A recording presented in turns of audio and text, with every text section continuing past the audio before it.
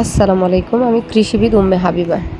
এই যে দেখেন, সাদা মাছি পোকার জাপ পোকার আক্রমণে আমার গাছের কি অবস্থা। বেগুনের পাতাগুলো কুঁকড়ে গিয়েছে এবং একদম ছোট ছোট পাতা হয়ে গেছে। এতে গাছের ফলন একেবারেই কমে যাবে, গাছে কোনো ফলই ধরবে না। এর থেকে মুক্তি পেতে হলে আমাদের জৈব বালাইনাশক ব্যবহার করতে হবে এবং গাছে প্রচুর পরিমাণে জৈব সার দিতে হবে। গাছ যদি নিজে শক্তিশালী থাকে তাহলে গাছকে কোনো রোগ সহজে অ্যাটাক করতে পারে না। যাই হোক, জৈব বালাইনাশক হিসেবে আপনারা নিম পাতা, ভাটি পাতা এগুলো ফুটিয়ে পানি ঠান্ডা করে কয়েকদিন রেখে স্প্রে করবেন। এই যে দেখেন, অ্যাফিড বা জাপ পোকা আর যদি বেশি মাত্রায় আক্রমণ করে ফেলে তাহলে ইমিডাক্লোরোপ্রিড অল্প মাত্রায় স্প্রে করবেন, তবে সেটাও যেন নিম পানির সাথে মিশিয়ে করা হয়।